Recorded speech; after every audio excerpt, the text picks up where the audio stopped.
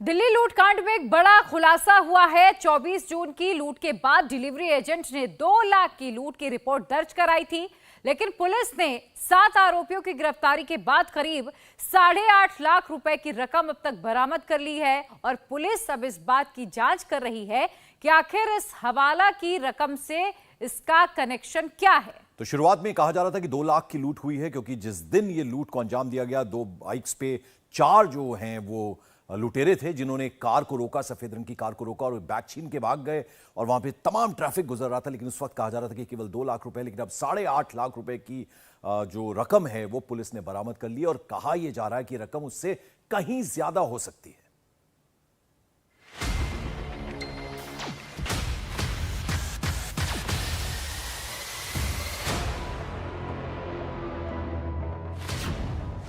सुरंग लूट कांड पर सबसे बड़ा खुलासा। 8 लाख रिकवर, 42 लाख कहां गए? कैब में ब्लैक मनी थी या हवाला का कैश? दिल्ली सुरंग लूट कांड में 2 लाख की लूट हुई थी या 50 लाख की?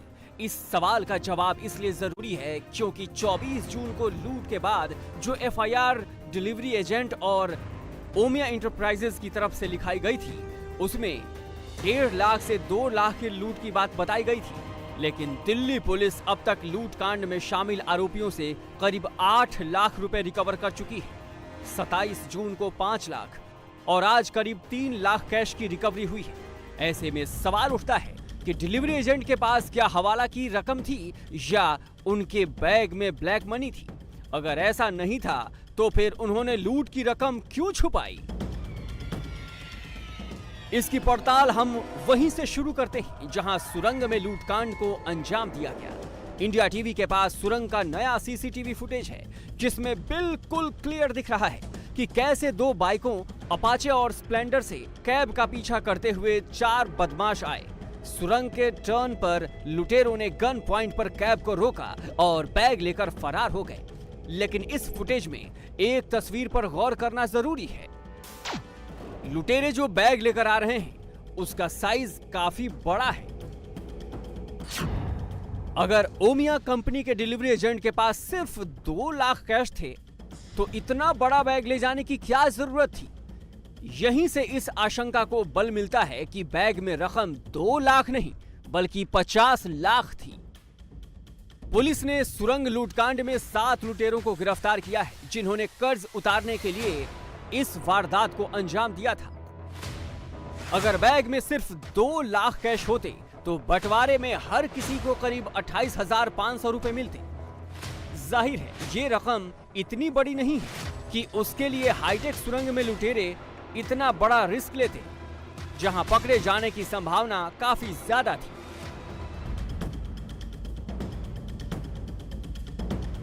दरअसल जब ये वारदात हुई तो उसके बाद जो साजन और जिगर पटेल कैब में सवार थे, उनकी तरफ से शिकायत दी गई पुलिस को और ये बताया गया कि बैग में 1.5 से 2 लाख रुपए थे।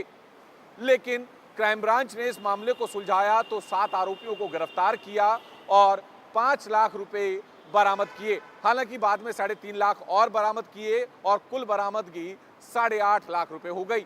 अब आप सोच रहे होंगे कि जब लूट महज 1.5 से 2 लाख रुपए की हुई तो 8.5 लाख रुपए कैसे बरामद हुए? जी हाँ, दरअसल पुलिस सूत्रों का कहना है कि उस बैग में तकरीबन 50 लाख रुपए थे। जी हाँ, बिल्कुल सही सुना, 50 लाख रुपए थे। अब सवाल ये उठता है कि जब लूट 50 लाख रुपए की हुई तो 1.5 से 2 लाख रुपए का जो जिक्र है वो शिकायत में क्यों किया गया? आमतौर पर अगर किसी भी शख्स को 1.5 से 2 लाख रुपए एक जगह से दूसरी जगह ले जाने होते हैं तो वो बाइक का इस्तेमाल करता है, क्योंकि जो रकम है वो इतनी बड़ी नहीं होती कि उसे बैग में रखा जाए, उसे पॉकेट में रखकर भी ले जाया जा सकता है। अब सवाल उठता है कि लुटेरों को कैसे पता चला कि ओमिया कंपनी का डिलीवरी एजेंट मोटा कैश लेकर गुरुग्राम जा रहा है। उस्मान अली उर्फ कल्लू पहले चांदनी चौक में 7 साल तक डिलीवरी एजेंट के तौर पर काम कर चुका है। उसे यहाँ कैश के लेन देन का पूरा सिस्टम पता था। वो जानता था कि चांदनी चौक में कैश एजेंट कैश लेकर बाइक या रिक्शा से लाल किला तक आ जाते हैं और फिर उसे कैब में लेकर आगे पहुंचते हैं। उसे ये भी पता था कि कैश कंपनियों के एजेंट दोपहर 1:30 से 5 बजे के बीच ही निकलते हैं। सुरंग लूटकांड का सट्टेबाजी से कनेक्शन। उस्मान आईपीएल मैचों में सट्टेबाजी करता था, जिसमें वो काफी रकम हार चुका था। उसके ऊपर कई बैंकों का कर्ज चढ़ चुका था, जिसे उतारने के लिए उस्मान ने कैश एजेंट को लूटने का प्लान बनाया। जो एक कैरेक्टर है उस्मान करके, ये 25 साल का है, कौशिक एनक्लेव बुराड़ी में रहता है। ये पिछले कुछ सालों से अमेजन का डिलीवरी बॉय था, करीब 7 साल से। और इसी एरिया में जो चांदनी चौक का एरिया है नॉर्थ दिल्ली का, वहाँ पे ये कुरियर बॉय का काम करता था। तो इसको ये आइडिया था कि ये जो एरिया है कूचा महाजनी और हैदर कुली वाला जो एरिया है, कूचा घासीराम वाला, यहाँ पे कैश का इन्वॉल्वमेंट रहता है, आना जाना रहता है। तो ये इसके दिमाग में आया कि मेरे ऊपर जो लोन है बैंक के, 2-3 बैंक हैं, बैंक ऑफ बड़ौदा वगैरह के, वो लोन है, कुछ इसने आईपीएल के सट्टे में पैसा हार गया था। तो ये सब मिला के इस कर्जे को कैसे उतारा जाए, उसके लिए इन्होंने प्लान बनाया कि हम लूटेंगे जो ये पैसा लेके चलते हैं।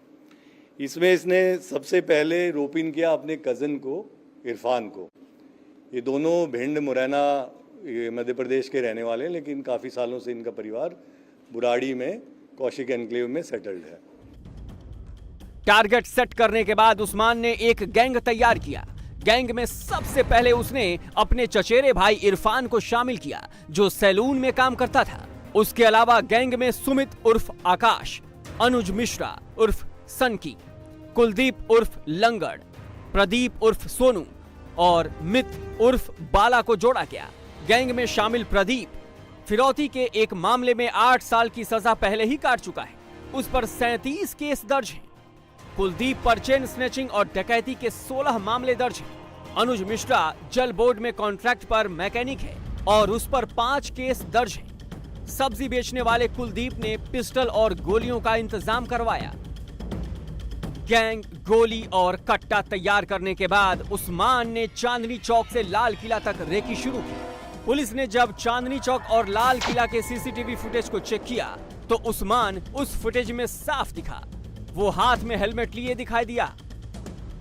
उस्मान ने गुरुवार और शुक्रवार को चांदनी चौक से लाल किला तक रेकी की।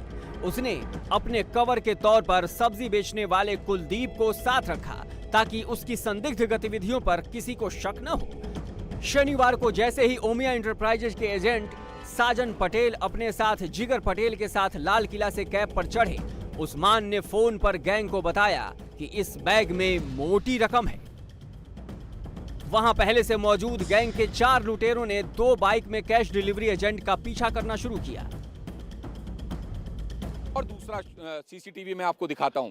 ये देखिए, ये चेक शर्ट में, दरअसल जो रेड शर्ट में है वो उस्मान है और जो चेक शर्ट में है वो इरफान है और ठीक इसी जगह से वो होकर गुजर रहे हैं। दरअसल जो उस्मान है वो एक निजी कंपनी में डिलीवरी बॉय का काम करता है और चांदनी चौक इलाके में ही अक्सर डिलीवरी देता है और उसके ऊपर लाखों का कर्जा था और अपने कर्जे को उतारने के लिए उसने कुछ ऐसे लोगों को निशाना बनाने की इच्छा रखी जो लगातार कैश डिलीवरी करते हैं। 2 बाइक पर 4 बदमाश सवार होकर उनका लाल किले के यहाँ से पीछा करने लगे और सीधा जो प्रगति मैदान टनल है वहाँ पर जैसे ही जो निजी कैब थी वो प्रगति मैदान टनल में एंटर हुई तो वहाँ पर बंदूक की नोक पर उस गाड़ी को रोका गया और उसके बाद पैसों से भरा बैग लेकर मौके से फरार हो गए।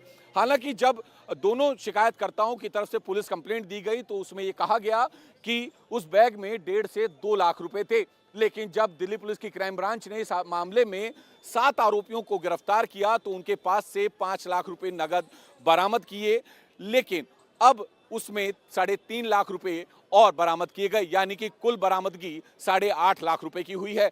और पुलिस सूत्रों का कहना है कि उस बैग में तकरीबन 50 लाख रुपए थे। अब सवाल यही उठता है कि आखिर 50 लाख रुपए अगर उस बैग में थे तो 1.5 से 2 लाख रुपए का जिक्र पुलिस के सामने क्यों किया गया? क्या वो पैसा हवाला का था या फिर वो ब्लैक मनी थी? हालांकि पुलिस तमाम एंगल को लेकर मामले की जांच में जुटी हुई है। दिल्ली के सुरंग लूटकांड की पूरी साजिश बुराड़ी में रची गई थी, जहां मास्टरमाइंड उस्मान किराए के कमरे में रहता था। लूट के एक दिन पहले 23 जून को उस्मान ने अपने दोस्तों के साथ पार्टी की, जिसमें जमकर शराब पी गई। इस दौरान वहां तमंचे से फायरिंग हुई, जिसमें एक दोस्त घायल भी हो गया। उस्मान अपने घायल दोस्त को इलाज कराने उसी अपाचे बाइक में लेकर अस्पताल गया, जिसका इस्तेमाल सुरंग लूटकांड में किया गया। ये 23 जून की वही तस्वीर है जिसमें उस्मान अपाचे बाइक चला रहा है। उस वक्त अस्पताल में बुराड़ी थाने का एक सिपाही मौजूद था। जब दिल्ली पुलिस ने लूटकांड की तस्वीरें तमाम थानों में शेयर की तो 23 जून को अस्पताल में मौजूद सिपाही ने उसे पहचान लिया। यहीं से पुलिस को पहला सुराग मिला कि कैश डिलीवरी एजेंट्स को लूटने वाले बुराड़ी में मौजूद हैं। लेकिन बाइक से उस्मान और लूट में शामिल आरोपियों को पकड़ना आसान नहीं था। दोनों ही बाइक्स को उस्मान के गैंग ने पश्चिमी यूपी से चोरी किया था। उसके नंबर भी बदल दिए गए थे। लेकिन दिल्ली के सबसे सेफ जोन में जिस तरह से इस लूटकांड को अंजाम दिया गया था, उससे दिल्ली पुलिस की छीछा लेदर हो रही थी। लिहाजा पुलिस ने मेगा सर्च ड्राइव शुरू किया। पुलिस ने 15 जिलों में बड़ी संख्या में जवानों को तैनात किया। Lal Qila, Pragati Maidan, tunnel, main road और बॉर्डर एरिया पर कड़ी चेकिंग की गई। इस दौरान 2000 संदिग्ध दोपहिया वाहनों को जब्त किया गया। प्रगति मैदान और लाल किला की तरफ जाने वाले 350 सीसीटीवी कैमरे खंगाले गए। दिल्ली से 1600 संदिग्धों को पुलिस ने उठाया। उसमें वो लड़का भी शामिल था जिसे गोली लगने के बाद बुराड़ी के अस्पताल में भर्ती कराया गया था। उसकी निशानदेही पर सबसे पहले पुलिस ने 5 आरोपियों को गिरफ्तार किया।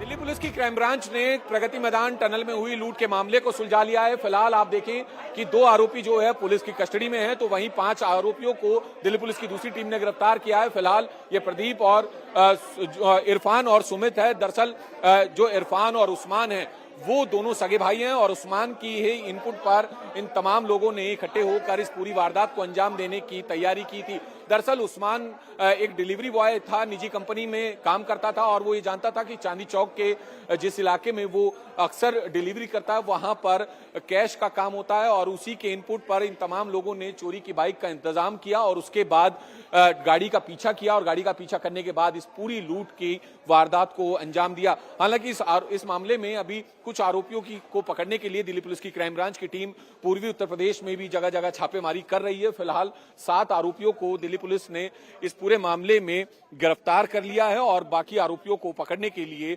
पुलिस की टीमें गठित की गई हैं। आरोपियों ने पूछताछ में यह भी कबूला है कि टारगेट को लॉक करने के बाद उन्होंने उस पूरे रूट की रेकी की थी जहां से वो कैश लेकर गुरुग्राम जाता था। शुक्रवार को उस्मान अपने एक दोस्त के साथ प्रगति मैदान की सुरंग पर रेकी करने गया था। उसी के बाद तय हुआ था कि सुरंग पर ही वारदात को अंजाम देना है। टनल को इन्होंने टारगेट किया, उसका कारण ये था कि इनको लग रहा था कि बाहर सड़क पे कहीं टारगेट करेंगे तो कहीं कुछ गड़बड़ हो सकती है, कोई जाने आने वाला आके पूछ ले क्या हो रहा है भाई, या कोई रेजिस्टेंस हो जाए। टनल में इनको ये लग रहा था कि कोई गाड़ी रोकेगा नहीं, कि गाड़ियाँ फटाफट चली जाती हैं, तो वहाँ पे अगर हम करेंगे तो कोई रुक के इसकी हेल्प करने को नहीं आएगा, तो इसलिए इन्होंने टनल को किया था। एक और बात चौंकाने वाली है, इस वारदात में शामिल आरोपी में कोई नाई, कोई सब्जी वाला, कोई मैकेनिक तो कोई कुरियर बॉय है। दिल्ली पुलिस के लिए ऐसे अपराधियों से निपटना एक बड़ी चुनौती है जो अचानक गैंग बनाकर ऐसी वारदात को अंजाम देते हैं और फिर शहर से दूर भाग जाते हैं। लिहाजा पुलिस दिल्ली, हरियाणा और यूपी के कई ठिकानों पर छापेमारी कर रही है ताकि पता लगाया जा सके कि इन्हें हथियार, गोली और चोरी की बाइक किसने दी। लेकिन दिल्ली पुलिस के सामने सबसे बड़ी चुनौती उस कैश की जांच करना है जिसे बड़े बैग में गुरुग्राम पहुंचाया जा रहा था। 50 लाख कैश कहां से आए, किसका पैसा था? सोचिए, अगर सीसीटीवी नहीं होते तो 2 लाख की डकैती बताकर 48 लाख का गोलमाल हो जाता। इंडिया टीवी हर वक्त हर जगह डाउनलोड करने के लिए सर्च करें India TV news Google play store या ऐप स्टोर पर।